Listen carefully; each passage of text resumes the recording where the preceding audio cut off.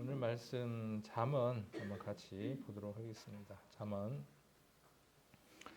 4장 한번 찾아서 같이 한번 읽도록 하겠습니다. 잠언 4장을 준비를 하다 보니 한 시간에 좀 나누기는 분량이 많더라고요. 앞에 나와 있는 본문으로 보면 분량이 적은 것 같은데 또 막상 이렇게 조금 깊이 보려고 하니 좀 길어지는 것 같아서 오늘은 20절을 중심으로 살펴보도록 하고 또 다음 주에는 21절로 23절을 같이 나눠보도록 하겠습니다. 먼저 4장 20절로 23절까지 말씀 같이 한번 읽겠습니다. 내 아들아 내 말에 주의하며 나의 이르는 것에 내 귀를 기울이라. 그것을 내 눈에서 떠나게 말며 내 마음속에서 지키라. 그것은 얻는 자에게 생명이 되며 그 온 육체의 건강이 됨이니라. 무릇 지킬 만한 것보다 더욱 내 마음을 지키라. 생명의 근원이 이에서 남이니라. 아멘. 그래서 오늘 20절 말씀을 같이 나누려고 하는데 지난주에 우리가 한번 살펴보았던 것을 조금 이렇게 복습을 해볼 수 있는 시간을 잠깐 가져보려고 합니다.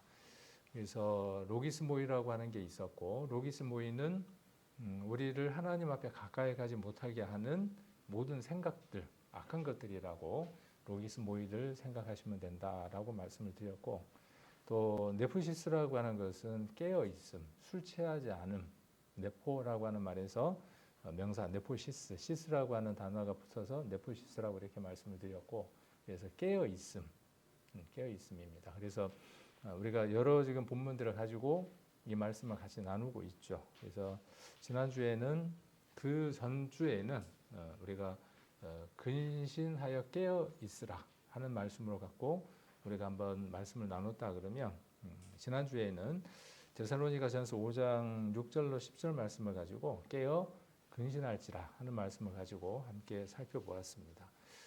그래서 이 헬라어를 우리가 살펴보는 이유는 우리가 가지고 있는 이 말의 뜻보다 기록된 그 헬라어가 우리에게 전해주는 의미들이 좀 더 크게 다가오는 부분들이 있어서 조금 어렵기는 하지만 여러분들하고 나누는 시간을 갖고 있습니다. 그래서 깨어라는 말은 깨어 또 깨어라 하는 그 깨어라는 말은 누구에게나 다 적용할 수 있는 단어가 아니라 아주 특별한 사람에게만 적용될 수 있는 단어라고 말씀을 드렸습니다. 그래서 이 깨어라는 말의 어원은 에게 이루라고 말씀을 드렸고 그래서 깨어나다 일어나다 그런 의미라고 말씀을 드렸습니다. 그래서 예수님이 여러 사람을 그 안증뱅이라든지 이런 사람들을 군중 가운데 두고 그에게 예수님이 뭐라고 말씀하시느냐 하면 일어나라, 에게 이루라고 이야기를 하고 그 예수님의 명령에 안증뱅이가 발목에 힘이 생기면서 일어서더라라고 이야기를 했죠.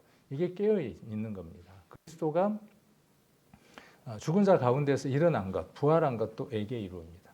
그리고 우리도 그리스도와 함께 장사되고 죽은 자 되고 장사되고 부활함으로 말미암아 우리에게도 에게 이루라고 하는 그 단어가 적용이 됩니다. 그래서 우리는 깨어 있는 자입니다. 언제 깨어 있는 자가 되냐면 그리스도가 합한 자가 됐을 때 저와 여러분은 깨어 있는 자입니다.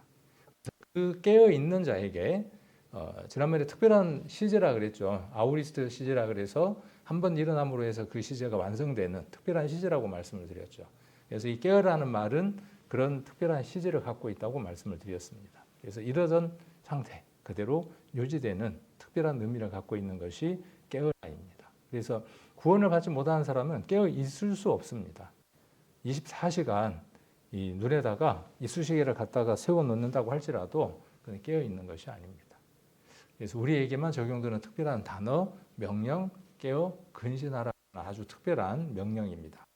그래서 우리는 에베소서에 기록되어 있는 것처럼 전신갑주를 입고 또 근신하는 삶들을 살아가고 있다. 또 살아가야 한다. 하는 내용들을 말씀을 드렸고 그래서 우리에게 꼭 필요한 게 뭐냐 하면 이렇게 깨어 있을 수 있도록 근신할 수 있도록 우리가 깨어서 살아가는 그 단계 이 부분이 우리가 이해될 필요가 있습니다라고 말씀을 드렸습니다. 그래서 이 네프시스 깨어 있음의 네 가지 단계 점검법을 한번 말씀드렸고 첫 번째가 접근이라고 말씀을 드렸죠. 가룟 유다에게 예수를 팔 생각을 넣죠. 사단이 유다에게 생각을 넣는 단계가 있습니다. 그래서 접근 단계입니다. 그래서 이때 우리는 이 생각을 차단하는 것을 목표로 하는 겁니다. 들어오기 전에, 들어와서 서로 입맞춤을 하기 전에 밀어내는 것이 우리가 원하는 첫 번째 목적이죠. 그래서 오늘 잠언 4장 20절을 우리 성도님들하고 함께 나누려고 하는 이유가 어디에 있느냐 하면, 우리가 우리의 의지로 밀어낼 수 있다면 얼마나 좋겠습니까? 그러나 우리는 우리의 힘보다 더 강한 힘을 의지해야만 그 생각들을 밀어낼 수 있습니다. 그래서 그렇게 밀어낼 수 있는 힘이 4장 20절에 있음을 오늘 살펴보려고 하는 겁니다. 두 번째 단계는 대화를 하게 되죠. 지난번에 제가 표를 가지고 한번 말씀을 드렸죠. 교회에서 누군가가 나를 쳐다보고 인사도 안 하고 딱 지나간단 말이에요. 누가 했던 행동이 내게 접근해 오죠. 저 쌩까는 거 보니까 엊그제 내가 말 한마디 조금 불편하게 이야기를 했더니 저렇게 쌩까네 하는 시작을 하죠. 접근하기 시작을 합니다. 그리고 그 생각을 구체적으로 대화하기 시작하죠. 그래, 이번 주만 그런 게 아니라 늘 항상 저 사람은 나한테 그렇게 하는 것 같아. 내가 그 생각하고 주고받고 하는 거죠. 그런 다음에 이제 동의를 하죠. 맞아, 확실해. 그렇게 어떻게 하면, 그 다음 이제 어떻게 합니까? 이제 네 번째 단계가 사로잡히는 거죠. 그 생각이 마음을 지배하고 행동으로 이어지는 거죠. 그래, 내가 뭐 아쉬울 거 하나도 없는데 뭐 네 없다고 내가 못 사냐? 우리 목사님은 네가 교회 안 나오면 아쉽겠지만 나야 뭐 네가 나오나 마나 뭐 그럼 나도 똑같이 해야지 하는 게 뭐냐면 네 번째 사로잡힘의 단계가 되는 거죠. 이러면 이미 풍당길어서 마음속에 돼 있는 사람입니까? 자, 접근 단계에서 밀어내지 못하면요, 이 마음은 전쟁터가 됩니다. 풍랑이입니다. 아주 그 상태를 굳이 표현을 하자면 지옥 같은 시간을 보내는 거죠. 그리고 그 시간이 오래되면 그게 지옥인지 모르고 살아가게 됩니다. 화인 맞은 마음이 됩니다. 공등병 걸린 마음이 되어집니다. 그리스도인으로서 그 삶은 깨어있는 삶이 아니겠죠. 그래서 우리는 이 첫 번째 단계에서 차단하는 것을 목적으로 우리가 지금 네프시스라고 하는 것에 대해서 살펴보고 있습니다. 우리는 우리의 생각들이 대체로 바르다고 생각을 합니다. 내 생각과 내 사고는 다른 사람의 생각하고보다 훨씬 더 정확하고 확실하다고 생각을 합니다. 그래서 그 생각이 때로는 나를 긍정적으로 살아가지만 때로는 나를 시키지 못하고 정체된 삶을 살게 합니다. 그래서 이 생각을 어떻게 관리하느냐, 어떻게 또 이 생각을 훈련해 내느냐도 살아가는 삶에 있어서 풍성함, 마음의 풍성함을 가져다주는 요소들이 됩니다. 로기스 모이라 그랬죠. 지난번에 이제 생각들이라 그랬죠. 로기스는 로고스라고 하는 데에서 온 말이라고 말씀을 드렸고, 로기스 모이, 로기스모스가 뭐냐면 생각. 그 생각의 복수형이 뭐냐면 로기스 모이입니다. 그래서 생각들이 들리는 말로부터 시작을 하죠. 그러니까 말과 로기스 모이는 어떤 불가분의 관계에 있는 겁니다. 듣고 내가 어떤 말을 함으로 해서 상대방이 어떤 생각을 넣어주기도 하고 누군가의 말을 들으면서 내가 어떤 생각들을 하게 되기도 하죠. 우리가 버려야 할 생각들 가운데에 몇 가지 것들이 있는데 그 가운데 인지 편향이라고 하는 게 있습니다. 내가 인식하고 받아들이는 것들이 인식하고 내가 알고 있는 것들이 편향, 한쪽 방향으로 기울어져 있는 것들이 있습니다. 지금 시대는 이렇게 편향된 사고를 가질 수 있는 사회입니다. 그래서 이것이 극단으로까지 치달을 수 있는 사회 현상 가운데 있기도 합니다. 그 대표적인 게 무엇이냐면 유튜브라고 하는 매체라든가 여러 매체들이 있겠죠. 그래서 내가 듣고 싶은 것, 내가 알고 싶은 것, 내가 관심 있는 것만 보는 거죠. 내가 그렇게 골라볼 수 있도록 모든 시스템들이 지금 돌아가고 있죠. 유튜브 같은 경우도 알고리즘이라 그래서 제가 근래에 세차에 조금 관심이 있어서 세차에 관계된 유튜브를 몇 개 봤더니 계속해서 뭘 보내주는지 압니까? 세차에 관계된 영상을 자꾸 꼬시는 거예요. 너 엊그저께 유튜브에서 세차에 관련된 영상 몇 개 봤잖아. 더 봐. 그리고 이렇게 계속해서 올려주더라고요. 제가 누르면 어떻게 될까요? 더 누르면 이제 더 많이 제공을 해주겠죠. 나중에는 유튜브 화면에 뜨는 많은 내용들, 그 썸네일들이 뭘로 뜨느냐 하면 이제 세차에 관계된 것들로 뜨겠죠. 그래서 이런 인지 편향은 좋은 게 아닙니다. 한쪽으로 치우쳐 있는 것은. 신앙이 기울어지는 이유가 어디에 있느냐 하면 신앙이 점진적으로 이유 중에 하나가 어떤 것들이 있냐 하면 말씀이 끊임없이 공급되고 말씀을 끊임없이 봅니다.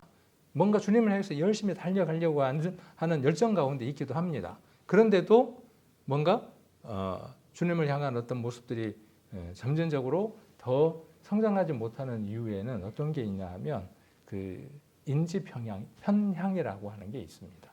그 가운데 첫 번째가 뭐냐 하면 확증 편향이라고 하는 게 있습니다. 그래서 자신의 기존 신념, 가설, 가치관을 확증해주는 정보만 선택적으로 받아들이고 자신의 생각과 다른 정보는 자신의 생각하고 자신의 원하는 정보하고 다른 게 들어오면 무시하거나 비판적으로 평가하려는 경향을 가리켜서 확증 편향이라고 합니다. 그래서 보고 싶고 듣고 싶고 믿고 싶은 것만 믿게 만드는 심리적 필터를 뭐라고 이야기하느냐 하면 확증 편향이라고 합니다. 제가 이게 없는 줄 알았어요. 제가 굉장히 개방형인 줄 알았거든요. 그런데 이제 다른 분들이 이야기하는 거 보면 굉장히 제가 고지식하고 뭔가 이렇게 정형화되어 있는 틀 속에서 움직이려고 하는 성향을 가졌다고들 이야기를 하더라고요.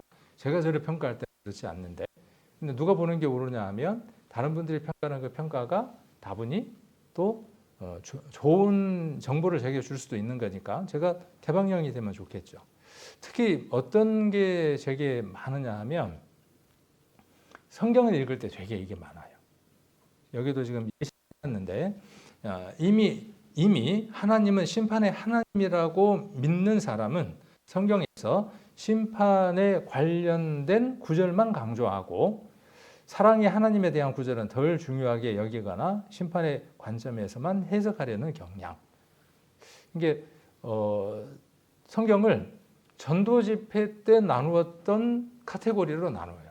제가 옛날에 구원받고 난 이후에 하나님 성경을 그 기준으로 나눠서 보는 거예요. 이거는 창조에 관한 것. 이 성경을 읽을 때 창조에 대한 것 색깔칠을 하고 이건 죄에 관한 것, 이것은 죄사함에 관한 것, 이것은 복음에 관한 것, 이것은 뭐에 관한 것, 그렇게 내가 정해놓고 그 성경은 다음에 읽을 때도 어떻게 읽느냐 하면 그렇게만 읽는 거죠. 그게 오래되면 어떻게 되느냐 하면 고착이 되는 거죠. 탁 달라붙는 거죠. 좀처럼 바꾸기가 어렵습니다. 본질적인 것, 성경 속에서 중요한 핵심들은 우리가 이러한 부분들이 필요하겠지만 성경을 좀 더 폭넓게 읽는 부분에 있어서 지난 주일도 말씀을 드렸지만 통합적으로 성경을 이해하려고 하는 경향이 있어야 될 텐데 통합적인 것보다는 내가 그동안에 보았던 견해만 고집하려고 하는 경향이 여러분들에게 제게도 있습니다. 이것이 성경을 더 풍성하게 하나님의 은혜를 되게 풍성하게 누리게 하는 데에 장애가 됩니다. 그래서 이것은 확증 편향은 할 생각 가운데 하나입니다. 제가 이제 학교에서 이렇게 온라인으로 강의를 하고 있고 또 간혹 이렇게 질문들을 받아보면 어떤 것들을 느끼게 되느냐 하면 자기가 갖고 있는 그 고정관념, 기존에 갖고 있었던 그 생각들을 버리기가 참으로 어려운 거예요. 버리라 그러면 버려지겠습니까? 그래서 제가 그런 예를 드는데 그냥 버리지 말고요. 수업 돈 내고 듣는 건데 아깝잖아요. 그러면 당신이 생각하는 그 귀중한 생각은 큰 캐비넷 속에다가 넣어 놓으시고 그대로 넣어 놓으시고 버리지 말고 제가 강의 가운데 했던 그 내용들을 다른 캐비넷 안에다가 잠시 보관하지 말고 그리고 시간이 날 때 한 번씩 그 캐비넷에서 읽어서 파일들을 잠깐 읽어보십시오. 그리고 당신이 가지고 있었던 그 생각들과 서로 조화를 이루려고 한번 생각을 해보십시오. 그러면 어느 날 이 내용들 가운데에서 당신의 신앙에 영향을 줄 수 있는 요소들을 분명히 발견할 수 있을 겁니다. 그래서 별도의 캐비넷 하나를 가지라고 제가 이야기를 많이 하거든요. 설교 가운데도 그럴 수 있습니다. 내가 이해하기 어렵거나 내가 아직 경험하지 못한 간증의 내용들을 들을 때 우리는 거부하려고 합니다. 예, 이겁니다. 이 확증 편향이라고 하는 인지 편향 때문에 그렇습니다. 그런데 우리는 그럴 수 있다. 내가 아직 경험해 보지 못하고 내가 알지 못한 부분들이 있을 수 있다라고 하는 넓은 마음들이 그를 이해할 수 있고 또 포용할 수 있는 과정들 가운데 하나가 될 수도 있습니다. 기능적 고착입니다. 어떤 대상이나 사물의 용도를 기존에 알고 있던 기능이나 방식으로만 고정시켜 다른 새로운 용도로는 활용할 생각을 하지 못하게 하는 것이 못하는 인지 편향입니다. 이것도 그래서 기존에 알고 있는 기능이나 방식만으로만 고정하는 거예요. 더 이상 다른 방법으로 생각해 보려고 하는 거죠. 그래서 이것은 원래 이런 용도다라는 고정관념 때문에 창의적인 해결책이나 새로운 해석을 찾지 못하게 하는 겁니다. 구약의 율법을 단순히 지켜야 할 규칙이라는 기능으로만 고착시키는 거죠. 누가 그랬을까요? 바리새인들이 그랬겠죠. 예수님 때에. 그들은 이 기능적 고착의 대표적인 인물들입니다. 그런데 그 안에 담긴 하나님의 사랑과 공의의 정신이나 그리스도에 대한 그림자라는 새로운 기능을 발견하지 못하는 경우입니다. 우리가 성경을 읽을 때 이중적 혹은 다중적 의미들을 많이 포함하고 있는 구절들이 많습니다. 어떤 구절이 하나의 의미만 담고 있을 수도 있고 두 개 혹은 그 이상의 어떤 의미들을 가지고 있는 경우도 있습니다. 그래서 그런 부분들을 우리가 앞뒤의 말씀들을 통해서 전체 그 성경의 흐름 속에서 우리가 그 말씀들을 이해하고 나누게 되면 엄청 풍성한 것들을 얻게 되거든요. 그런데 이 기능적 고착이 우리를 그 이해를 넓히는데 방해가 되는 요소 중에 하나입니다. 이걸 인지편향이라고 이야기를 합니다. 그래서 인지편향은 확증편향, 기능적 고착 모두가 인지편향의 하나입니다. 인간이 정보를 처리할 때 논리적이지 않고 무엇에 의존하는 거죠? 경험, 자기 경험이라는 것에 기반해서 잘못된 판단을 내리게 하는 체계적인 경향을 통칭하는 가장 상위의 개념이 인지편향이고 그 인지편향 가운데에 확증편향도 있고 기능 고착도 있습니다. 그 다음 또 하나 우리를 뭔가 더 창의적이고 발전 방향으로 하지 못하게 하는 그 생각 중에 하나가 어떤 게 있냐면 경로 의존성이라는 게 있습니다. 이것은 뭐 경영이나 이런 쪽에서 많이 사용하는 용어이기도 하더라고요. 조직이나 시스템, 문화에서 강하게 나타나는데 과거의 특정 선택이나 관행에 한번 진입하면 그것이 비효율적인 것임을 알면서도 쉽게 벗어나지 못하고 그 경로를 계속 따르게 되는 현상입니다. 이게 안전하겠죠. 이게 경영이나 여러 가지 면도로 봤을 때에 그 확인된 길로 가는 것이 확인되지 않는 길로 가는 것보다는 모험이 덜하겠죠. 리스크가 덜하겠죠. 그래서 경영에서 많이 사용하는 용어이기도 합니다. 이것 우리 교회 우리 성도님들에게도 있는 것 중에 하나입니다. 경로 의존성이라는 게 지난주 수요일 날 앉으셨던 자리에 그 경로를 의존해서 그 자리에 그대로 앉아 계십니다. 그렇죠. 대체로 지난 수요일 날 앉았던 그 자리에 그대로 옷만 살짝 바뀌어서 그대로 앉아 계시는 거죠. 이게 안정적이에요. 마음 가운데에서 그 불안감을 덜어주는 거죠. 근데 때로는 한번 벗어나 보는 겁니다. 아까 기능적 고착도요. 한번 벗어나 보는 거예요. 그 대한민국이 아주 재미있는 나라 중에 하나라네요. 외국에서 어떤 물건을 만들어 갖고 들어오면 다른 나라 모든 나라들은요. 그 설명서대로만 쓰려고 애를 쓴대요. 근데 우리나라 사람들은 가지고 와가지고 이거 요렇게 한번 써보면 되겠네 해갖고 다르게 한번 써본답니다. 그래서 그 용도하고 전혀 다른 용도로 써서 그것을 만든 회사가 놀리기도 한대요. 우리가 만든 걸 이렇게 쓰기도 하네? 그러고 놀리기도 한대요. 그래서 우리가 때로는 이렇게 창의적인 생각들, 생각의 전환 이런 것들이 더 우리를 풍성하게 하기도 합니다. 그래서 말씀을 읽을 때에도 우리가 좀 더 생각을 고정화시켜 놓기보다는 넓혀 놓는 것. 그래서 들을 때에 마음을 넓혀 놓고 말씀을 듣는 것이 여러분에게 하나님의 말씀을 좀 더 많이 가져다 오는 유익을 주기도 합니다. 그다음 편견이라는 거죠. 편견. 이 확증 편향은 이 편견을 더욱 강화하는 역할을 합니다. 충분한 지식이나 경험 없이 어떤 대상에 대해 미리 세워둔 판단이나 의견을 가리켜서 편견이라고 이야기를 하죠. 내가 저 사람에 대해서 만난 적이 별로 없어요. 그런데 그 전에 누군가한테 여러 가지 얘기를 많이 들었어요. 저 사람은 이런 사람이래, 이런 성향을 가졌대 라는 얘기를 내가 많이 전해 들었어요. 그러면 내가 그 사람을 만났을 때 이미 사전 뭘 갖고 있죠? 사전의 정보를 갖고 있죠. 제가 사역지로 옮길 때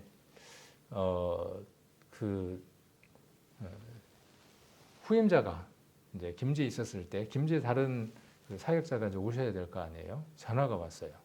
목사님, 김제 교회는 어떤 성향의 성도님들이 계셔요? 모 성도님은 어떤 분이에요? 또 그분의 남편은 어떤 분이에요? 이렇게 물으시더라고. 제가 어떻게 답을 했을 것 같아요? 모 자매님은 이런 성향을 가졌고요. 이렇게 도움이 되고요. 어떤 분은 이렇게 도움이 안 되고요. 라고 이야기를 했을 것 같죠.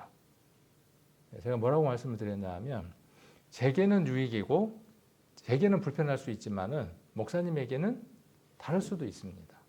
그래서 오셔서 서로의 성향들이 다르니까 오셔서 경험해보고 그렇게 교제를 나누고 사역을 하는 것이 훨씬 더 유익하지 않겠습니까? 제가 그렇게 말씀을 드렸거든요.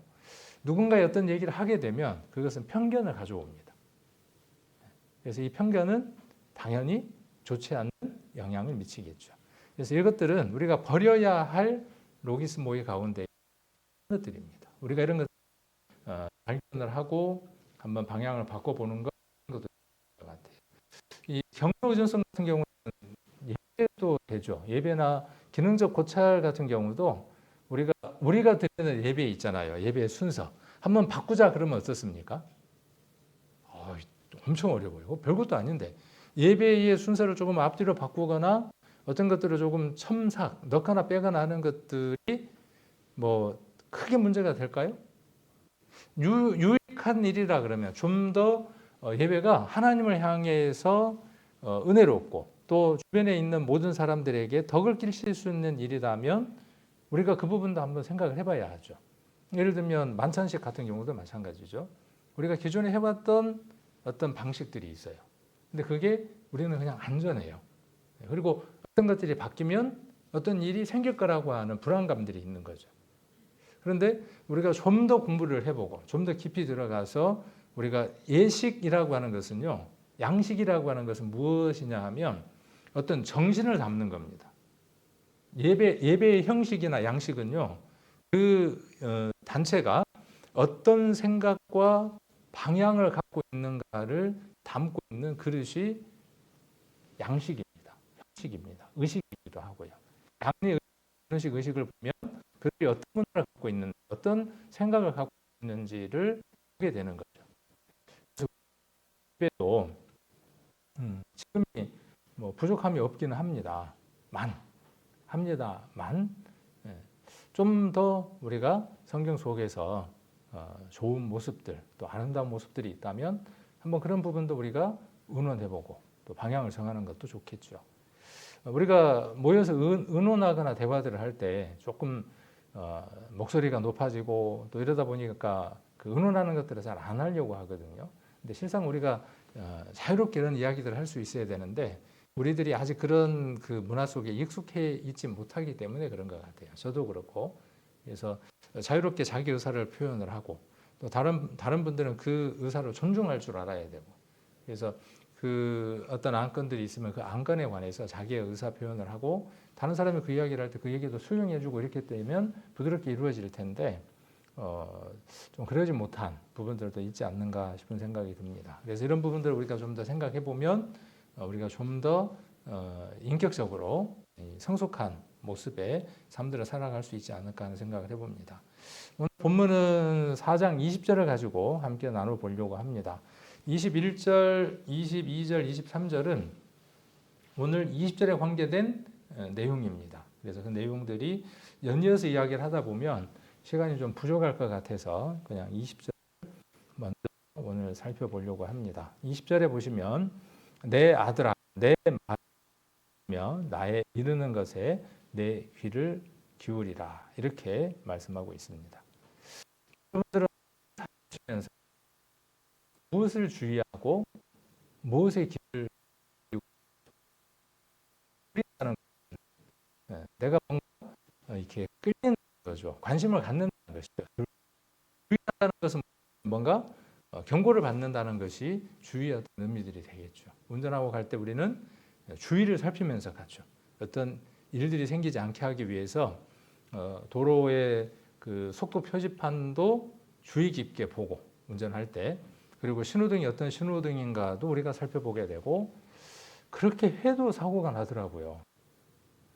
고속도로를 오는데 모든 걸 다 하고 오는데 그 구간 단속 구간에 100km 이상 밟을 수 없어서 100km 미만을 밟고 오는데, 옆에 차도 보고 앞에 차도 보고 다 보고 오는데 옆에 차가 그냥 불쑥 들어오더라고요. 근데 그것도 주의를 해야죠. 주의할 수 있으면 해야죠. 한다고 했는데도 미치지 못할 때가 있더라고요. 우리의 신앙도 어떤가요? 우리의 신앙도 우리가 뭔가 더 주의하고 귀를 기울여야 할 것들이 있죠. 귀를 기울인다는 것은 아까 제가 말씀드린 것처럼 관심에 대해서 이야기하는 거죠. 누군가가 내가 지금 돈이 조금 여유가 생겼어요. 그래서 이거 돈을 어떻게 좀 굴려볼까? 어떻게 이걸 좀 활용을 해볼까라는 생각을 하는데 옆에서 비트코인을 이야기한다든지 주식을 이야기한다든지 뭔가 좀 불릴 수 있는 얘기를 하면 귀가 어떻게 되던가요? 귀가 쫑긋해지면서 기쪽으로 귀를 기울이게 되죠. 오늘 이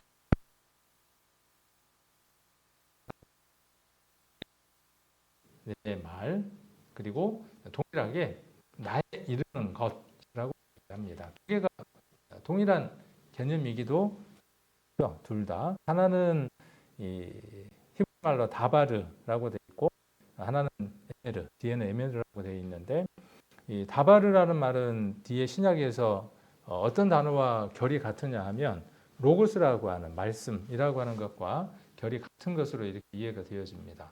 그래서 구약에서 하나님의 말씀이 다바르라고 불릴 때 그 말씀은 단순한 음성이 아니라 역사를 움직이는 능력이 있었고, 하나님이 말씀하시면 창조가 일어나고 언약이 세워지고 심판과 구원이 일어났습니다. 그래서 신약의 로고스, 곧 예수 그리스도는 바로 하나님의 다바르가 육신이 되어 오신 분이다, 이렇게 이야기를 할 수 있습니다.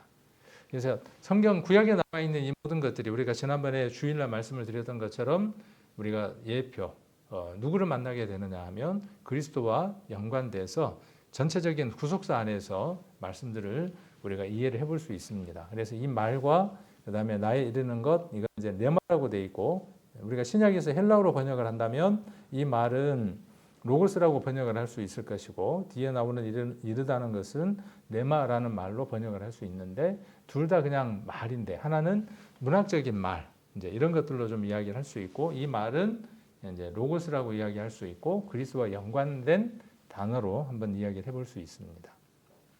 그래서 내 말, 내가 이르는 것은 구약적 맥락에서 그리스도의 지혜의 말씀을 이야기를 하는 것이고, 신약의 로고스와 이렇게 연결되어 있습니다. 여러분들은 어떤 말을 귀 기울여 듣습니까? 어떤 말에 주의하십니까? 하루를 생활하시면서 하나님의 말씀, 하나님이 내게 일러주신 것, 이게 여러분에게 주의가 되고 있습니까? 귀를 기울이고 있습니까? 아니면 아침에 일어날 때 집사람이나 남편이 그냥 던진 그 말 한마디가 하루 종일 귀에 쟁쟁하거나 그렇습니까? 어느 성도가 내게 불쑥 던진 그 말 한마디가, 그 말 한마디가 내 마음 안에, 내 귀에 쟁쟁해서 묵상을 하는 거죠. 주의 말씀을 묵상하는 게 아니라 누구의 말을 묵상하는 거죠? 형제가, 자매나 누군가가 내게 쑥 던진 그 말을 묵상하고 살아가는 거죠. 자, 이것을 우리가 하나님이 통치하시고 하나님 임재하시는 영역으로 화평을 누리자 하는 그 목적이 어디에 있느냐 하면 남묵시라고 하는 그 아침에 6시 45분 그 시간부터에 있습니다. 그래서 처음 눈을 떴을 때, 어떤 사람은 그보다 더 일찍 눈을 뜨시겠지만 우리가 보는 글, 들리는 그 소리가 하나님의 말씀, 하나님의 음성이면 얼마나 행복하겠습니까? 행복하십니까, 아침에? 조금씩 맛을 보십니까? 아니면 아직은 좀 맛을 보는 듯 마는 듯 그렇습니까, 아침에? 어떤 분들은 아침에 일어나서, 우리 집사람 같은 경우는 일어나서 휴대폰을 켜서 이제 6시 45분 되면은 그 눌러서 그 카톡에서 이제 읽어주잖아요. 읽어주는 걸로 몇 번을 반복해서 듣고 있더라고요. 그러면 집사람도 듣는 소리가 그 소리고, 저도 듣는 소리가 아침에 그 소리를 듣게 되죠. 그렇게 아침을 연다면, 그리고 그것에 우리가 주의하고 귀를 기울일 수 있다면, 우리의 하루의 시간들은 이전에 그 아무런 주의나 귀 기울임 없이 들었던 하루보다는 달라지지 않을까 하는 생각을 한번 해봅니다. 그래서 어떤 말을 우리가 주의해서 듣느냐 하는 것이 그 사람의 하루의 삶의 결과가 될 수도 있습니다. 반면에 로기스모이라고 하는 것은 반대되는 개념이 되겠죠. 그래서 사람의 생각, 이론, 욕망, 된 판단들, 이 모든 것들을 우리가 로기스모이라고 이야기를 합니다. 이거 대부분 뭘로 들어오느냐 하면 말로 들어옵니다. 말. 그래서 오늘 우리는 로고스를 듣고 있는가, 아니면 로기스모이에 끌려가고 있는가. 둘 중에 하나인 거죠. 우리는 분별하고 판단하는 삶을 살아가야 하겠죠. 그래서 우리 성도님들이 어떤 말을 듣고 어떤 그 로기스모이에 끌려갈 건가? 로고스인가? 로기스모이인가? 여러분들이 하루의 그 시간들 속에서 늘 주의하고 귀를 기울여야 할 순간들 속에서 잘 판단하시면 좋겠습니다. 마음에도 근육이 있다. 제가 그렇게 그 표현을 했는데, 제가 표현한 건 아닌 것 같고, 저도 어디선가 들었겠죠. 그죠? 제 독창적인 단어는 아닌 것 같아요. 마음에 분명히 근육이 있습니다. 그리고 우리 육체에 있어서도 나이가 들수록 근육이 붙어 있어야 건강한 삶을 살 수 있다고 이야기를 합니다. 그리고 몸의 근육은 주로 어디에 많나요? 어디든가 많이 있겠죠. 뭐 허벅지라든가 뭐 등 뒤쪽이라든가 뭐 이런 데 근육들이 있는데, 그 근육들을 이렇게 탄력 있게 만들어주면 노년이 좀 더 이렇게 건강한 삶을 살아갈 수 있다네요. 면역도 좀 높아지게 되고. 그래서 이제 이 말을 듣고 이 말에 주의하고 귀를 기울이는 겁니다. 그리고 오늘부터 가서 뭐 하는 거죠? 막 플랭크도 하고 막 잇몸 일으키기도 하고 막 열심히 합니다. 그 좋은 거죠. 그런데 오늘은 무엇을 이야기하는 거냐 하면, 계속해서 무엇을 이야기하는 거냐 하면 마음의 근육이 있다는 거예요. 그래서 마음의 근육을 탄력 있게 만들어 두면 마치 백신을 맞은 것과 같습니다. 그래서 상처되는 말, 이 로기스모이나 이런 것들이 우리에게 들어왔을 때 이 마음의 근육이 잘 형성되어 있으면 이겨낼 수 있습니다. 해결할 수 있습니다. 그래서 우리가 예배에 참석하는 이 시간은 이제 백신을 만든 겁니다. 백신도 그 종류가 여러 가지 되면 뭐 사과, 뭐 네 가지를 막아주냐, 5가지를 막아주냐, 뭐 이런 것들이 있다며요. 그래서 그에 잘 맞으면 이겨내고 잘못되면 다르게 들어오면 뭐 아프고 그렇다면서요. 말씀도 그런 것 같아요. 말씀도 다양한 면에 우리가 백신들을 맞으면 훌륭하게 이겨낼 수 있게 됩니다. 승리할 수 있는 시간들이 됩니다. 잠언 26장을 한번 보겠습니다. 잠언 26장.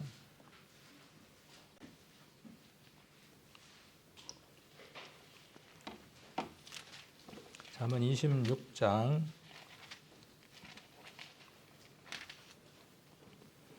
18절입니다. 18절, 19절 같이 한번 읽겠습니다. 횃불을 던지며 살을 쏘아서 사람을 죽이는 미친 사람이 있나니, 자기 이웃을 속이고 말하기를 내가 희롱하였노라 하는 자도 그러하니라. 자기 이웃을 속이고 말하기를 내가 희롱하였노라 하는 자도 그러하다 그랬죠. 여기 보면 내가 희롱하였노라를 의역해 보면 그냥 농담 삼아 한 말이야, 그냥 농담이거든 라고 한다든지, 그냥 심심풀이로 했을 뿐이야. 혹은 남에게 남을 속여 큰 상처를 입게 하고도 나는 손해 입히려는 마음이 없었어. 재미삼아 그래 본 거야 라고 말하는 것을 함축해서 내가 지금 희롱하였노라 라고 지금 말하고 있는 겁니다. 근데 말에 관해서 지금 오늘 조금 말씀을 드리고 싶은 거예요. 나의 말은 그리스도께서 우리에게 주신, 하나님이 우리에게 주신 말씀들은 우리를 살려내죠. 어떤 말씀도 우리를 살려내는 말씀들입니다. 그러나 우리가 하는 말은 야고보서에 기록되어 있는 것처럼 죽일 수도 있고 살릴 수 있는 말이 되기도 합니다. 그래서 나의 말이 로고스가 될 수도 있고 누군가에게 로기스모이가 될 수도 있어요. 어떤 사람에게 불편하고 마음의 상처를 받는 로기스모이가 될 수도 있어요. 그러니까 우리가 둘 다를 한번 훈련하는 시간을 가져보자는 거죠. 우리의 신앙 속에서. 하나는 뭐냐 하면 누가 어떠한 공격을 해온다고 할지라도 어떠한 말을 해온다고 할지라도 상처받지 않는 마음의 근육을 기르는 것, 백신을 맞는 것, 그것 하나. 그러니까 방어하는 거죠, 하나가. 또 하나는 뭐냐 하면 내가 누군가에게 어떠한 삶을 살 수 있느냐 하면 상처를 주거나 다른 사람의 생각을 하나님에게로 이끌기보다는 로기스모이로 이끌어가는 말을 할 수 있게 되죠.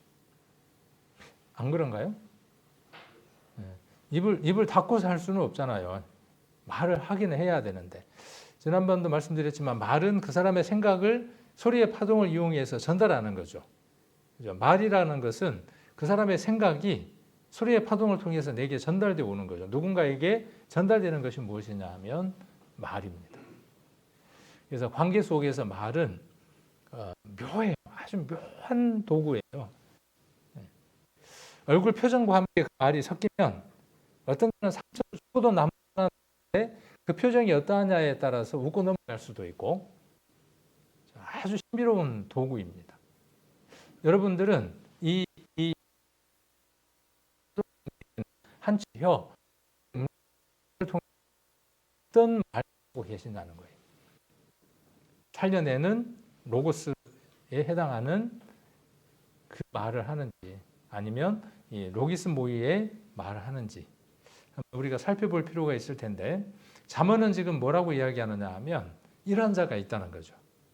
그래서 나는 그냥 가벼운 농담 했을 뿐이야. 아무런 의미가 없어. 그냥 생각 없이 한 말이야. 상처받지 마. 그냥 던진 말이거든. 아무 생각 없이 한 말이야. 라고 하는 그 말이 지금 무엇에다가 비유했습니까? 무엇에다 지금 비유를 했습니까? 자, 횃불을 던지는 것, 살을 쏘는 것에다가 비유했습니다. 그리고 그 사람을 뭐에다가 비유했냐 하면 지금 이 사람을 그렇게 희롱하는 사람을 아무 생각 없이 던진 말이야. 그냥 내 말은 의미 없는 말이거든. 근데 상대방은 어때요? 무심코 던진 돌에 개구리의 생명이 달렸는데 그 얘기 아십니까?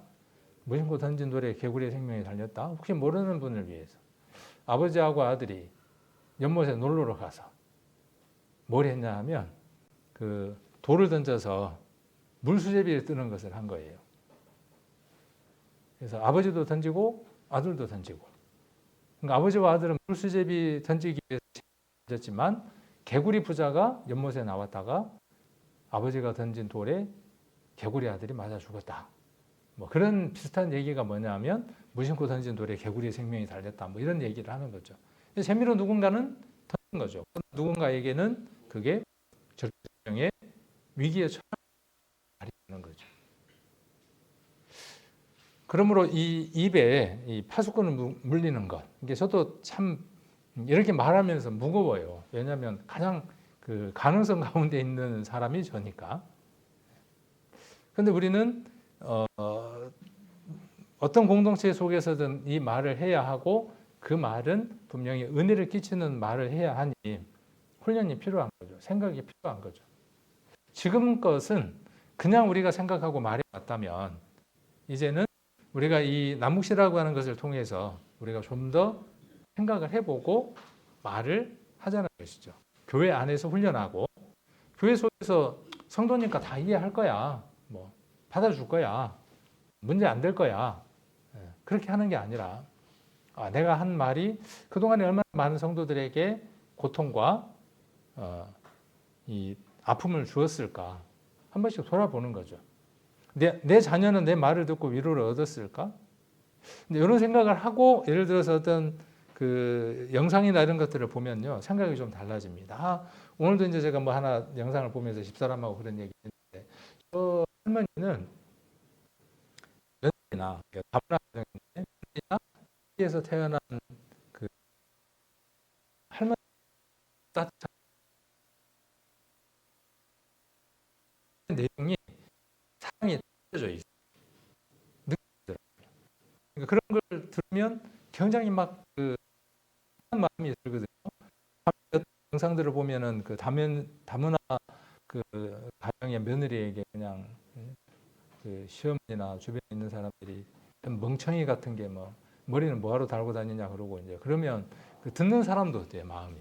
우리가 이제 그렇게까지는 하지는 않지만은 우리가 한번 부분들을 둘러볼 필요가 있다는 거죠.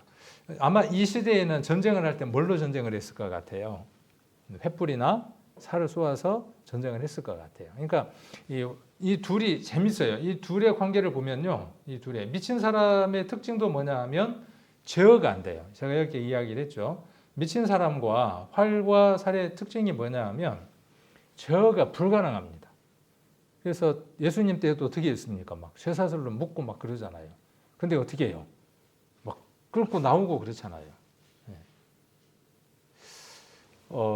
이 말은 통제가 잘 안 돼요. 제어가 잘 되지 않습니다. 그래서 이 말은 횃불과 살처럼 위험성이 있고 파괴성이 있어요. 그러니까 파괴를 하기 때문에 위험성이 있는 거죠. 그래서 우리의 말은 때로 강한 위험성과 파괴성을 동반하고 있습니다. 참 입 열기가 무섭죠. 입 열기가. 그래서 이 비유는 말의 책임감과 무심코 던진 말의 결과에 대한 논리적 교훈을 담고 있습니다. 누가 그런다는 거예요, 지금 여기에. 여기 지금 미친 사람 한 사람이 있잖아요. 근데 어떤 미친 사람이냐 하면 죽이는 미친 사람 한 사람이 있는 거예요. 근데 이 사람이 어떤 사람이냐 하면 횃불과 살을 던지는 미친 사람인 거죠. 근데 이 사람은 어떤 사람이냐 하면 앞에 나와 있는 이미지는 너무나 강렬하지만 뒤에 나와 있는 건 너무나 가볍죠. 그냥 내가 우스갯소리를 한 말이야. 별 의미가 없는 말이야. 그냥 신경 쓰지 마. 그렇게 말하는 모습이 이것과 같다라고 지금 말하고 있습니다. 시편 한번 보겠습니다. 시편 11편입니다.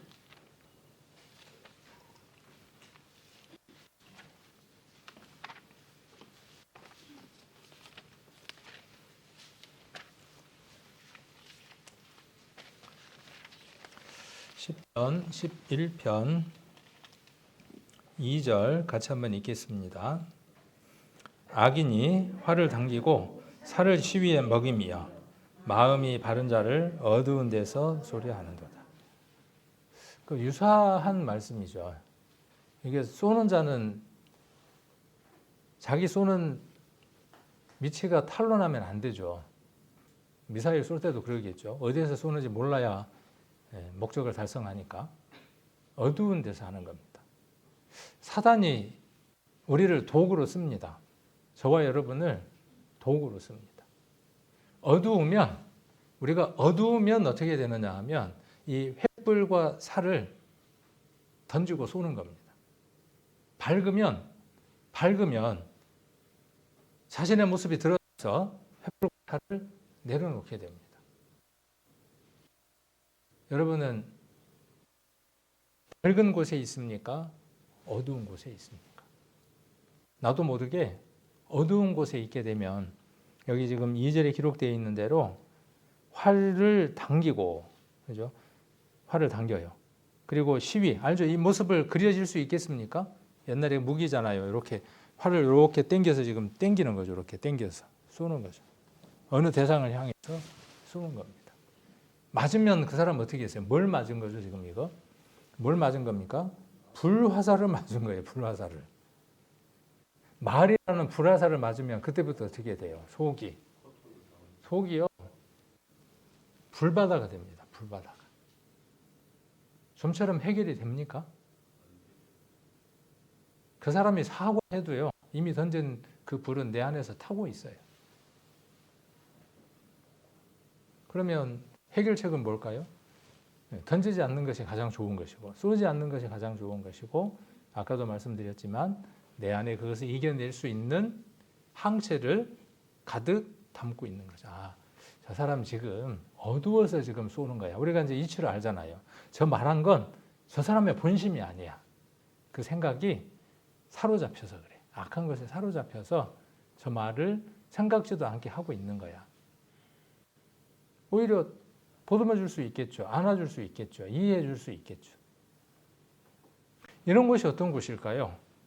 이런 곳이 천국을 경험해 볼 수 있는 교회가 되는 거죠. 하나님 나라를 우리가 이루어 볼 수 있는 거죠. 이미 이루어진 하나님 나라를 우리가 확장시키면서 살아가 볼 수 있겠죠. 반면 지옥을 경험할 수도 있는 겁니다. 반면 지옥을 경험하게 해줄 수도 있고 경험하게 살아갈 수도 있는 거죠. 그래서 이 부분을 한번 우리가 돌아보려고 하는 거고요. 또 20절로 26절을 보시면 잠언 26장 다시 돌아갑니다. 잠언 26장으로 다시 돌아가서 26장 보시면 자, 여기 세 가지 말이 나오죠. 세 가지 유형. 제가 이렇게 나누어 놨으니까 이렇게 나누어 두었으니까 우리가 쉽게 알 수 있을 것 같아요. 첫 번째는 말장이죠. 말장이가 뭐 하는 사람입니까? 말을 만들어내는 사람이죠. 있었던 말이든 없었던 말이든 말을 어떻게 하느냐 하면 만들어내는 거죠. 나무가 다 하면 불이 꺼지고 말장이가 없어지면 다툼이 쉬느니라. 숯불 위에 숯을 더하는 것과 타는 불에 나무를 더하는 것 같이 다툼을 좋아하는 자는 시비를 일으키느니라. 그러니까 이 말장이는 항상 무엇을 불러일으키느냐 하면 다툼이 생겨요. 트러블이 생겨요. 갈등을 만들어냅니다. 내가 그 사람일 수 있어요. 내가 그 사람일 수 있고 여러분이 그 사람일 수 있어요. 항상 나는 아니야 라고 하는 게 문제입니다. 대부분 문제가 어디에서 생기느냐 하면 나는 거기서 제외돼 라고 할 때 그분이 그 역할을 할 때가 많아요. 내가 그런 사람일 수 있다라고 생각을 한다면 미리 경고를 받을 수 있겠죠. 주의하고 귀를 기울일 수 있겠죠. 그래서 내가 한번 살펴보는 거예요. 나는 이 말장인지 그리고 이 말장이어서 다툼을 좋아하는 자인지 그리고 내가 가는 곳마다 시비가 일어나고 있는지 아니면 그 시비가 그치고 있는지. 근데 참 재밌죠. 무엇에다가 비유를 했습니까? 불이에요. 불. 숯불에다가 비유했어요. 참 신기해요. 말이 우리 안에 들어와서 우리를 상하게 하면요. 정말 막 불덩이 같아요. 마음 안이 푸글푸글 막 끓어요. 근데 우리는 어떻게 해결을 받으려고 합니까? 그 말 한 사람이 내게 찾아와서 사과를 해주기를 원하죠. 그러면 내가 해결이 될 것 같아. 한 방안일 수도 있어요. 그러나 그렇게 하지 않더라도 우리는 그 부분을 해결할 수 있는 힘이 있는 사람들이죠. 자, 남의 말하기를 좋아하는 자의 말. 여기도 말이죠. 여기도 말이에요. 남의 말하기를 좋아하는 자의 말. 지난번에 그 험담으로부터 시작을 했습니다. 험담. 기억하시나요? 뭐가 험담인가요? 저 사람이 그릇된 일을 했어요. 그 그릇된 일한 것을 가지고 이쪽에 와서 저 사람이 잘못됐어 라고 말하는 게 험담이죠. 그죠? 그렇게 이야기하는 게. 우리 마태복음 18장에 보면 형제가 죄를 범하였을 때 어떻게 해결하고 말씀이 기록되어 있죠. 18장인가요? 마태복음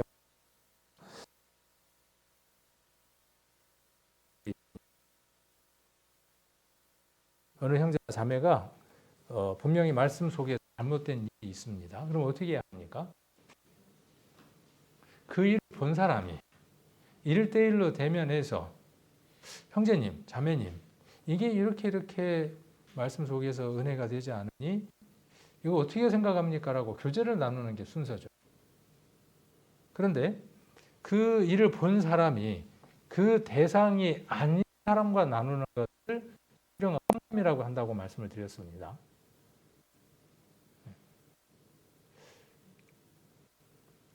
그런 일에 대해서 내가 불편하게 생각하는 그 일에 대해서 그 사람과 아닌 다른 사람과 나누는 게 험담이에요. 험담 전도 집회에 돌아왔습니다. 험담 안 하신 분 손 들어 보세요. 전도 집회 때처럼. 아주 익숙합니다. 아주 익숙해요. 회사 생활하는 사람들은 회사 상사에 대해서 아니면 동료에 대해서 아랫사람에 대해서 아주 익숙합니다. 그거에 대해서 죄라고 생각하지는 않습니다. 그러나 지난번에 말씀드린 대로 야고보에 기록되어 있는 대로 그것은 분명 살인하지 말라, 간음하지 말라 하는 동일한 무게를 가진 하나님의 명령이라고 제가 말씀을 드렸습니다. 로기스 모의예요. 그것도 여러분들이 버려야 할 하나님이 싫어하시는 항목 가운데 하나입니다. 지난번에도 제가 말씀드렸지만 제가 그럴 가능성, 그런 시간이 사람 중에 하나라고 제가 말씀을 드렸습니다. 그래서 나묵실을 만들었다고 말씀을 드렸고 저도 아침마다 합니다. 확실히 달라져요. 그냥 아무 생각 없이 불쑥 나오려고 했던 것들이 이거 아닌데라고 필터가 돼요. 걸러져요. 여러분들도 그렇게 하시면 좋겠습니다. 남의 말하는 건 뭐하고 똑같아요? 말은 남의 말하기를 좋아하는 자의 말이 뭐예요? 별식이에요. 누가 먹었을까요? 에서가 먹었을까요? 팥죽 한 그릇? 그런 별식은 아니겠죠. 아주 맛있는 거예요. 다른 사람을 통해서 다른 사람의 얘기를 들으면 좋은 얘기보다 안 좋은 얘기를 들으면 어때요? 그것도 내가 약간 싫어하는 사람이 일 안 됐다고 잘 안 풀렸다고 얘기를 들으면 어때요? 괜히 이거 참 안 됐네. 그러면서도 어때요? 속에서는. 별식이에요. 그래서 어떻게 하느냐 하면 묻어두기는 아까운 거예요. 나 혼자 먹기는 아까운 거예요. 별식이니까. 너나 먹어야지. 여기 말로. 나도 먹고 니도 먹고. 또 어때요? 더 많이 나눠 먹어야죠. 이게 험담인 겁니다. 이런 삶을 살아가는 사람인데 그 입에서 전도 집회를 이야기하고 복음을 이야기하고 하나님을 이야기한다면 어떤 평가를 받을까요?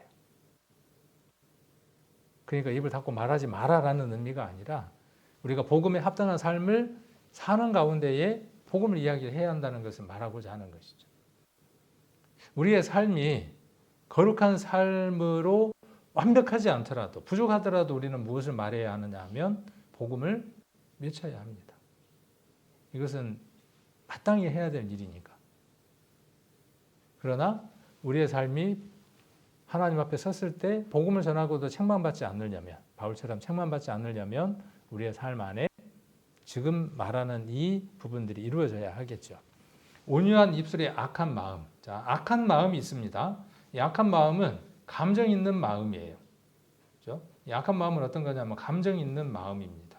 그런데 온유한 입술이라고 지금 이야기를 했고 온유한 입술의 악한 마음은 낮은 은을 입힌 톡이니라. 너무나 문학적으로 또 이 비유적으로 너무나 탁월한 것 같아요.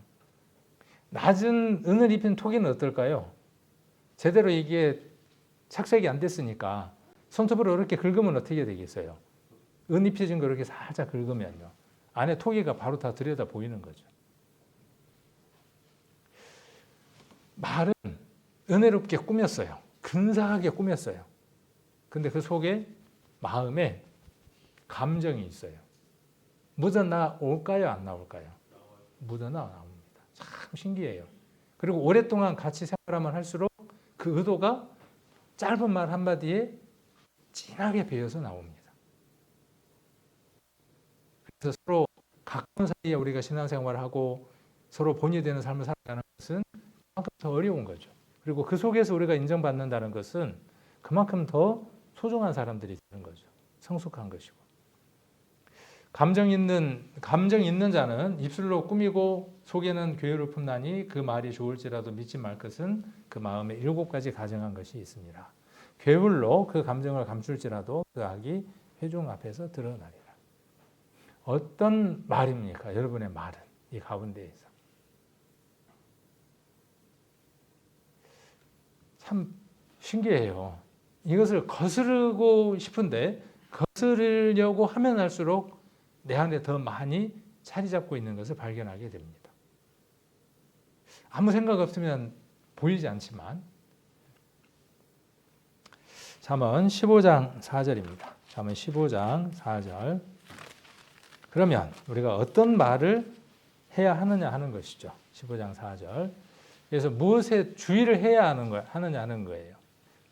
이른 아침에 그리고 하루 중에 우리가 그 하나님의 말씀 그리고 내게 이른 것 그것을 우리가 주의하거나 귀를 기울이지 않으면 우리 입에서 나가는 것은 자연스럽게 내 본성의 말들이 나갈 수밖에 없죠. 그래서 아까 26장에 나와 있는 그 말들이 나도 모르게 나가는 겁니다. 그런데 15장 4절에서는 올량한 혀는 곧 생명나무라도 패리한 혀는 마음을 상하게 하느니라. 생명나무 어떤 생각이 들어요? 나도 우리가 착 연결이 되죠. 창세기에 나와 있는 그 생명나무로 착 연결이 되죠. 그리고 또 누구하고 연결이 돼요? 생명나무 그러면 예수님하고 연결이 되죠. 우리가 생명나무이죠. 그리스도가 생명나무고 우리가 그리스도의 생명나무일진데 우리에게서 열리는 것은 무엇이 열려야 하느냐 하면 생명과가 열려야죠. 누군가를 살려내야죠. 그런데 우리가 아담처럼 하와처럼 선악을 알게 하는 나무의 실과의 나무가 되어서 그 열매가 맺히는 거죠. 누군가가 우리의 열매를 먹고 선악을 분별하는 거죠. 동일하게. 그런 사람들 우리는 끊임없이 살아가는 겁니다. 그래서 올량한 혀는 생명나무라도 패리한 혀는 뭘 상하게 합니까?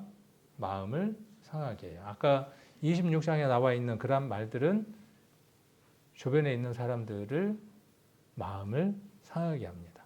이 말씀을 조금 깊이 있게 한번 다뤄보면요. 올량한 혀라는 말이 참 재밌게 번역이 되더라고요. 치유하는 혀예요. 저와 여러분의 혀가 치유할 수 있는 혀가 될 수 있대요. 우리 뭐 이런 거 많이 하잖아요. 그 말 한마디로 천년빚도 갚는 데잖아요. 말이 얼마나 좋길래 그 말 한마디로 천냥빚을 갚았을까요? 자, 그래서 이 히브리어는 제가 잘 모르는데 히브리어 잘하는 분이 있어서 손이 떨립니다. 그런데 하여튼 이 마르페라는 말은 치유, 치료, 회복, 형용사적 용법을 쓰고 있다 그러고 라손은 혀, 언어, 화법 이런 걸 이야기를 한답니다. 그러니까 올량한 혀라는 말은 무엇을 이야기하고 싶어서 이거 이제 이렇게 히브리어를 갖고 온 거냐 하면 치유하는 혀라는 말을 이해시키고 싶어서 그래요. 올량한 혀. 그러니까 그 말이 부드럽다, 그냥 좋은 말만 한다 그런 의미보다 더 한 발 나아가서 치유하는 거죠. 그 사람의 고통, 괴로움, 아픔 이런 것들을 보듬어주고 안아주고 위로해주고 격려해주고 힘을 주는 말. 그 말이 어떤 말이냐 하면 올량한 혀에서 나온 말이죠. 치유하는 말이죠. 이 입을 갖고 싶지 않습니까? 어떻습니까, 여러분들? 내가 상처받았으니까 그동안에 나도 똑같이 그 말을 내뿜을 겁니까? 이러고 싶어요, 저도. 이렇게 하고 싶어요. 어디에서 이걸 먼저 실천해야 되겠습니까? 어디에서? 여러분 이걸 어디에서 실천하시려고 합니까? 내 남편, 내 아내, 내 자녀 그리고 주변에 있는 사람들에게 가장 가까이 있는 사람들에게 교회에서는 안 해도 괜찮죠. 교회에서는 패스 그렇습니까? 여기서 훈련해야죠. 이곳에서. 여러분들은 두 번 다시 헤어질 수 없는 존재들입니다. 여러분은 죽음이 갈라놓을 수 없는, 부부는 아니지만 죽음이 우리를 갈라놓을 수 없는 특별한 존재들입니다. 아둥바둥하면서 미운정, 고운정 다 쌓으면서 살고 있지만 헤어질 수 없는, 나눌 수 없는 불가분의 관계 속에 있습니다. 우리 몸의 일부를 잘라낼 수 없는 것처럼 몸의 일부는 잘릴 수는 있지만 그리스도 안에서의 몸은 잘릴 수 없는 것이잖아요. 이 속에서 훈련해 보게요. 그래서 혹 내가 거친 말이 있었고 시비를 만드는 말이 있었고 불편의 말이 있었다면 한 번쯤은 돌아볼 수 있어야 하겠죠. 그래서 생각이 나면 우리 그 마태복음 5장에 기록되어 있는 것처럼 제물을 드리러 가다가 형제하고 불화한 일이 있으면 제물을 드리러 가는 그 일을 멈추고 뭘 먼저 합니까? 형제하고 화해하는 일을 먼저 해야죠. 왜? 그리스도의 형상대로 닮은 형제 자매이니까. 그리고 그 마음의 꺼리낌이 제사를 드리는데 하나님께 드리는 데에 아름답지 않는 일이기 때문에 그렇죠. 연습들 한번 해보시게요. 저놈이 저게 미운 짓거리만 골라서 한단 말이에요. 근데 내가 어떻게 이쁜 말을 할 수 있냐고요. 전도 집회 때 이야기한 대로. 저 며느리가 미운 짓만 골라서 하는데 내가 어떻게 미워 안 할 수 있겠냐고. 그렇게 말하는 것은 옳지 않는 생각이죠. 어느 구석 하나 보면 이쁘고 좋고 잘하는 일이 있다고요. 찾으려고 하지 않기 때문에 그렇죠. 거기서부터 관계가 회복되기 시작하는 겁니다. 여기서 온유한 혀는 치유하는 말, 곧 생명력을 주고 공동체를 회복시키는 말이라는 뜻입니다. 생명나무는 우리 창세기에 영적 생명, 하나님의 은혜의 상징으로 자주 사용되고 있고 온유한 말은 생명과 영적 회복을 가져다주는 수단이라는 비유적인 표현입니다. 온유한 말. 그러니까 치유의 말이죠. 치유해 주는 거예요. 자, 패려한 혀, 마음의 상함을 이야기를 합니다. 자, 패려한 혀는 여기 이렇게 이야기를 하고 있고 뒤틀림 별로 안 좋네요. 왜곡, 부패 그런 뜻의 명사랍니다. 도덕적, 언어적 왜곡을 포함한 단어입니다. 그러니까 패려라는 말도 별로 우리 말에서는 사전을 찾아보면 되게 안 좋은 말이거든요. 일단 글자부터가 마음에 안 들잖아요. 패려라는 말이. 글자부터가 별로 마음에 안 들어. 자세한 뜻은 모르겠지만 패려라 그러니까는 별로 패류나가 생각이 나고 그렇죠. 뒤틀려 있고 왜곡돼 있고 부패한 겁니다. 주일날 말씀하고 한번 연관을 해본다면 그물 안에 좋은 것과 못된 것이 함께 있습니다. 좋은 것은 예배 드리기에 하나님께 드리기에 적절한 것이고 못된 것은 어떤 것이냐 하면 부패한 것입니다. 레위기 11장에 기록되어 있는 대로 부정한 것과 정결한 것입니다. 우리의 삶은 부정한 것과 정결한 것을 구별해서 거룩한 삶을 추구하는 삶이죠. 그리스도를 닮아가는 삶을 살아가는 성도의 삶을 살아가는 거죠. 그런데 우리 안에 그렇죠. 그 안에 우리 안에 그 속에 그리고 입에 속에 입에 무엇이 있는 거예요? 뒤틀림과 가 있는 겁니다. 입에 여기 있었던 거죠. 여기 안에 품었던 거죠. 여기 뒤틀려 있는 거예요. 말이 꼭 꽈여져 있는 사람이 있습니다. 꽈배기인 사람이 있어요. 본인이 알까요? 모를까요? 알면 얼마나 좋겠습니까? 자라오는 성장 과정 가운데에서 아까처럼 기능적 고착으로 고착화되어 있는 사람도 있고요. 그래서 그런 사람의 말을 들으면 불편해 안 불편해? 꽈져 있으니까요. 풀어야 되잖아요. 그 얘기를 들으려면. 그런 사람 주변에 사는 사람은 얼마나 고통스럽겠습니까? 바뀔까요? 바뀝니다. 바뀔 수 있습니다. 누가 바꿔낼 수 있습니까? 성령께서, 그리스도께서 바꿔내시고 누구를 통해서요? 저와 여러분을 통해서 아까 앞에 이야기했던 올량한 혀를 통해서 그들을 치유할 수 있습니다. 우리로서는 할 수 없는 일이지만 우리가 도구로 쓰여지면 그 일들이 가능한 일들입니다. 변화될 수 있습니다. 한 번에 바뀌지 않겠지만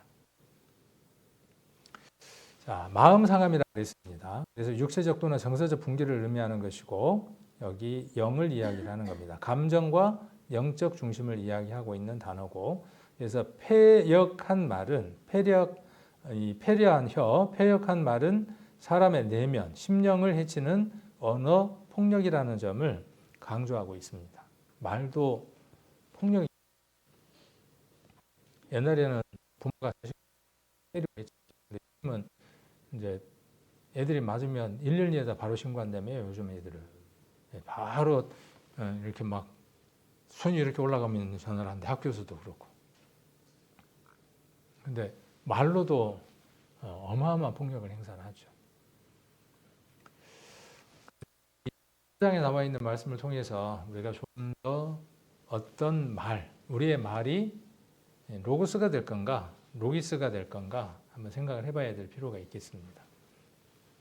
올량한 혀는 생명나무라고 이야기를 했죠. 전도 집회가 얼마 안 남아서 오늘 이곳에다가 조금 집중해 보려고 이 말씀을 준비를 한 것입니다. 그래서 우리가 올량한 혀가 되는 거죠. 가서 은혜의 말을 해주는 거죠. 엄청 좋아하더라고요. 손을 잡고 그동안에 얼마나 힘들게 사셨어요. 요 집을 누가 준비했어요? 그랬더니 내가 힘들게 일해가지고 이 집도 장만하고 자녀들 차도 하나 사주고 집 사는데 보태주고 그렇게 인생을 사셨다 그러더라고요. 얼마나 힘드셨어요. 애 많이 쓰셨네요. 그러니까 그 얘기. 근데 뭔 얘기냐면요. 그 다음에 전도 집회 있는데 한번 보려고 그러면요. 그 좀 한번 생각을 한번 해보고 안 되는 거죠. 한번에는. 그래서 올량한 혀는 결국 무엇을 이루어내느냐 하면 생명나무를 이루어냅니다. 의인의 열매라 그래요. 우리 입술의 열매이겠죠. 여기 사람은 입에서 나오는 열매로 하여 배가 부르게 됩니다. 욕을 먹기도 하고요. 욕을 먹어서 배가 부를 수도 있고요. 여러분 입의 열매가 욕으로 돌아와서 욕으로 배가 채워질 수도 있고 반면 치유에 올량한 혀가 돼서 그것이 열매가 돼서 배를 부르게 하고 입술에 나오는 것으로 만족할 수도 있습니다. 그래서 의인의 열매는 생명나무라 그랬고 지혜로운 자는 사람을 얻는다 그랬어요. 생명나무다. 그리고 사람을 얻는다 그랬습니다. 소망이 더욱 이루게 되면 그것이 마음을 상하게 하나니 소원을 이루는 것은 생명나무라 그랬습니다. 우리가 생명나무이고 우리를 통해서 생명 열매가 맺힐 수 있도록 우리의 말을, 우리 입술을, 우리의 혀를 올량한 혀로 도구로 사용할 수 있도록 더 많이 기도하고 더 많이 우리가 오늘 잠언 4장 20절에서 기록하고 있는 것처럼 내 말, 내가 너희에게 이른 것, 그것에 주의하고 귀를 기울일 수 있는 그런 우리 성도님들이 되시고 하루의 시작을, 첫 출발을 그것으로 열고 하루의 마감도 그것으로 마감을 해서 우리 성도님들의 삶들 가운데에 정말 생명과가 열릴 수 있도록 그런 삶들이 될 수 있도록 우리 성도님들이 함께 훈련하고 또 훈련하고 습관으로 만드는 그런 귀한 시간들을 또 가지셨으면 하는 마음입니다. 그리고 전도 집회 때 우리가 이러한 열매를 맛볼 수 있도록 하시면 좋겠습니다.